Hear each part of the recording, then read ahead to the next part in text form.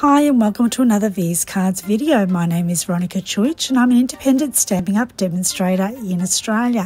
Thanks so much for joining. In this video we're going to look at how to make this fun card using the Turtle and Friends stamp set and coordinating hole punch. Here's a closer look at the card and I'll show you the hero tools or products that you can purchase from Stampin' Up to create this design and many others. Introducing the Turtle Friends bundle. What a bundle is, often a pair of products which is purchased together in the one product code and you receive 10% discount. So thanks so much for shopping with V's Cards. Now here is the Turtle Friends stamp set close up and it has sentiments as well as images. It also offers you the opportunity to do two-step stamping. So you've got the outside parts of an image and also the inside part that you can mix and match or leave out in some cases. I'm using a special pattern paper pack which can be purchased only by a hostess. So if you're interested in hosting a workshop with your friends at home or in your club or via Zoom, contact me and I'll show you just how easy it is to get some friends together, have a bit of fun and also receive some free stuff. So if you're meaning to catch up with your friends anyway, why not do it over a coffee and some craft? Your friends don't even need to be crafty. All they need to do is want to catch up. Alright, back to the turtle card. Now, I wanted to talk to you a little bit about some of the fabulous products that I'm using, and you would have seen these in my previous videos. I just want to highlight some features and benefits of the stamping trimmer. There's a hole at the top for hook storage, and you also have a clear ruler with some measurements, so that comes in handy when you're doing your measuring. There is a scoring blade as well as a cutting blade, and you simply slide away the blade that you're not using either at the top or the bottom. You'll notice that there are both inches and centimetre measurements, and I've used a permanent marker to mark 3 spots on my trimmer. These markings guide me as I quickly make some card bases. So first I'm moving away the blade that I don't need, which would be the cutting blade, and then I'm scoring in the centre and measuring and cutting in the centre again to craft 2 cards. So here I have measured and cut a short spined card which can be made up as a landscape or portrait card. And for a nice sharp crease I'm using my bone folder on both sides of the card. My next pair of card bases will be the opposite, so the spines will be longer. So my scoring and my cutting will be the opposite to my first pair of cards. So I'm moving away the cutting blade first, then I'm scoring, and second I am cutting. So before you put your paper in your trimmer, you need to decide whether you're going to have a long spine or a short spine, so you know where to pop it on the trimmer and where to score first and then second cut.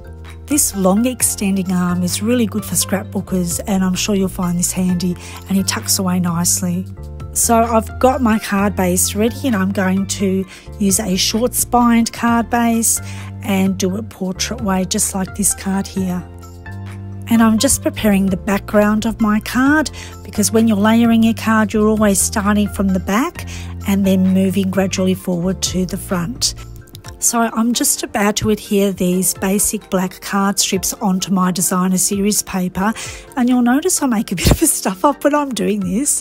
So the first one is fine, no problem. The second one is I put the glue part on my silicone craft sheet, but not to worry, later I'll show you how it can easily be wiped off. So I'm having a bit of a play and I wasn't quite happy with the positioning, and I thought that the strips are a bit too long. So later, not shown on the camera, I do end up trimming some of that black cardstock, and here I am just peeling away the liquid adhesive that I put on there accidentally. So I love my silicone craft sheet and I cannot recommend it enough.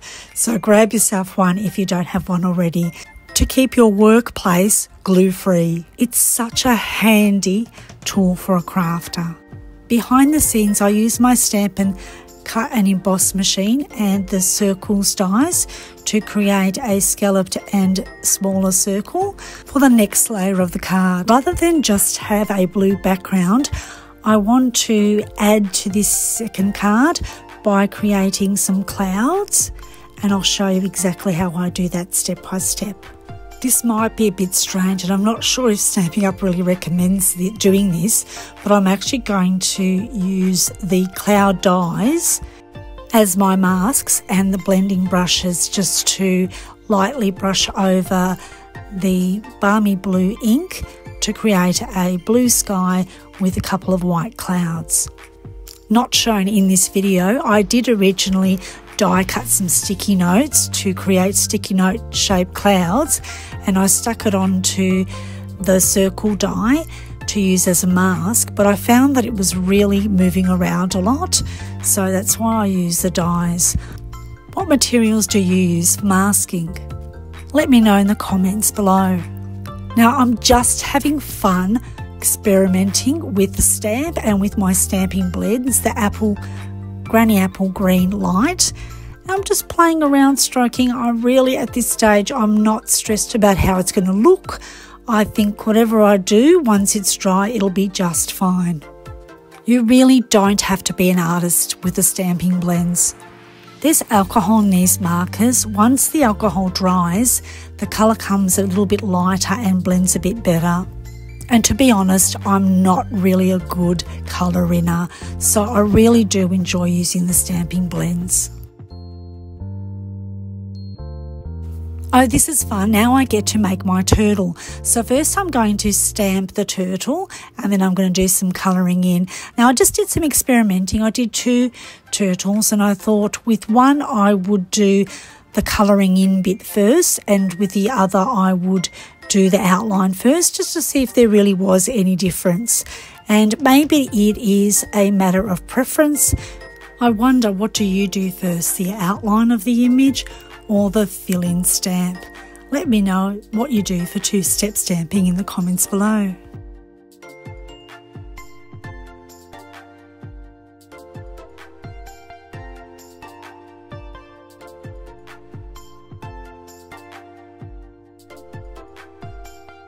Okay, so I made a bit of a stuff up, and I'm just going to use a fine marker to go over the part that was a bit faded.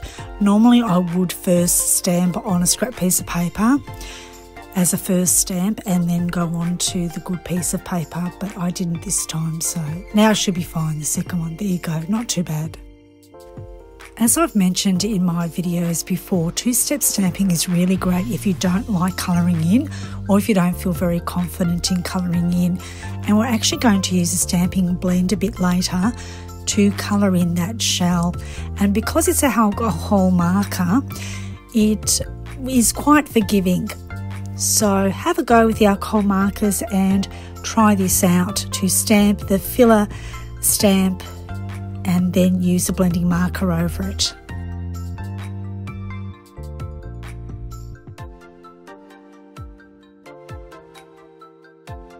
To create extra dimension, I also shade a little bit on the side and it becomes a little bit darker, so just to give it that 3D effect. So the stamping blends comes in a dark and a light. You can buy them in a pair, and often that's exactly what I do when I buy a colour. I buy the pair so that I can have some extra blending. I'm using the ivory Stampin' Blend for the skin part of the turtle now, and I'll also use the petal pink for his nails a bit later.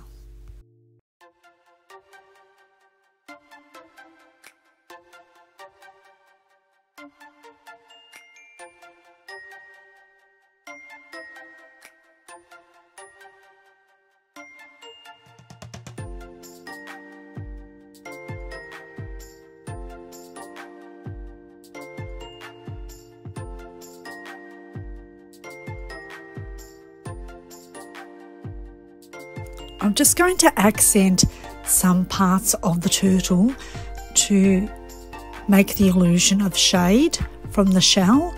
So I'm just going in with the ivory and colouring just underneath that shell to create that shadow.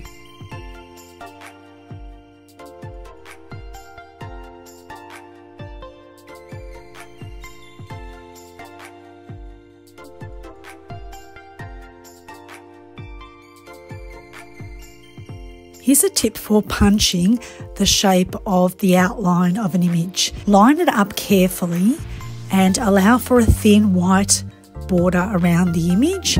As you're pressing down on the punch, you may need to do a quick adjustment because your punch moves, because just as you begin to punch, the paper may move a bit.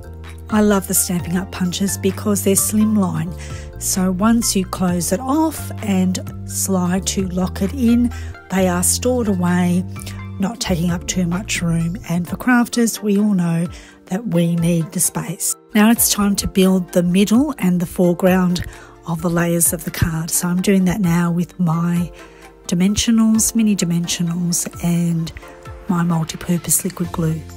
So I'm calling the circle part of the card the middle layer of the card, and then the turtle himself being the foreground. Prior to owning my Take Your Pick tool, I used to pick at the backs of my dimensionals with my nails, and that wasn't much fun, and now I find it much easier and quicker with my Take Your Pick tool.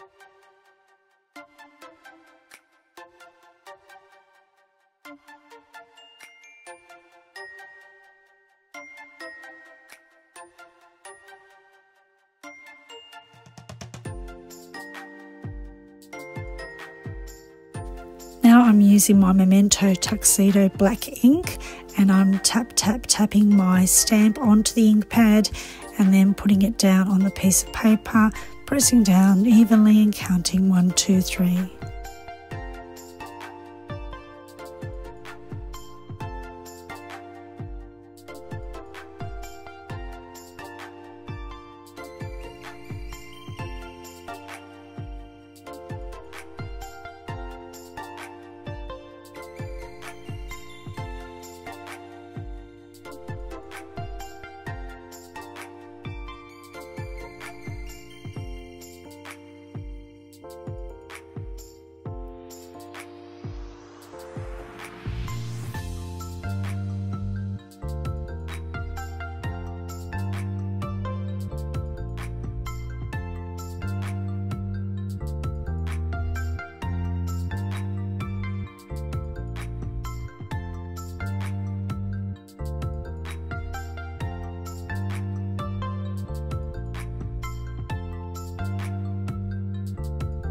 Now it's time to decorate the inside of the card, and I'm going to do things slightly differently to my original card.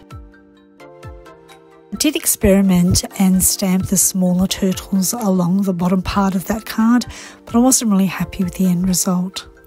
So I decided to measure and cut a strip of designer series paper and cover over those turtles that are stamped, and then I'll just do something pretty quick on the top. What I decided to do was second generation stamping, so I'm covering the top part of the inside of my card first, and I'm going to add some layers of streamers. I'm actually turning the streamer stamp around upside down every second time. So I'm doing first generation stamping first, and then I'm stamping off onto the scrap piece of paper to create second generation stamping, just to give the illusion of more space. I had a spare turtle on hand, so he came in handy on the inside as well. To finish off, I've stamped one of those cute little turtles on my envelope. Here's another suggestion. I have stamped, coloured in and fussy cut the party hat. I've also coloured the ribbon, and I've coloured in those dots using the same designer series paper. Thank you so much for watching. I hope I've inspired you. Please like the video if you like it, and also subscribe and click on the bell icon so you can receive notifications for further videos. Until next time, happy crafting.